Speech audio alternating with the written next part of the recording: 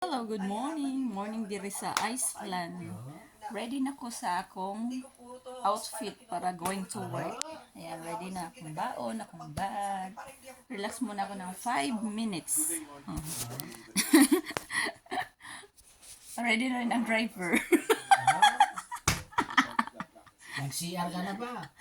Oh, nag-CR na ako kanina. Kakagising ko direct sa CR doon sa deposit na yun. Oh, welcome to my house. Morning mong house, kung ano ni square ni siya. Kompleto ni siya. May kitchen, gato ditong kitchen. May siya toilet. Toilet nga. Ang luyuan ng fridge kay kuan ka na ganing bathroom. Shower ba? Binidyo mo pa yung sinan natin.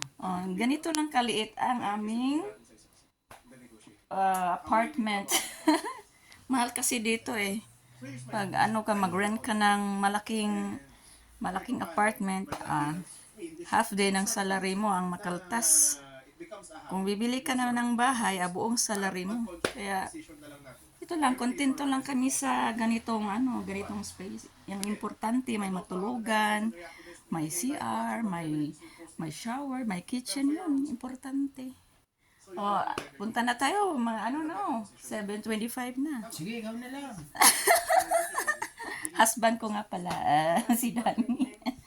Malayo ang gap namin. Husband pero nakatingin dito. At nandun, nagreklamo siya. Yan na. Punta na tayo, my loves. Baka malate na. Malate pa ako. Sige, bye. Punta na kami. Ako pala. Sinabihan pa ako na. Malayo ang agwat.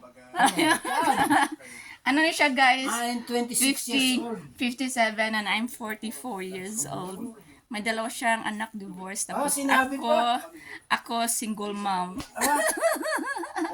Dito na rin kami kinasal sa Iceland.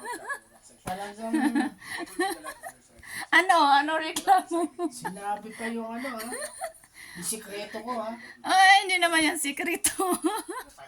Totoo naman yan. Sige, bye.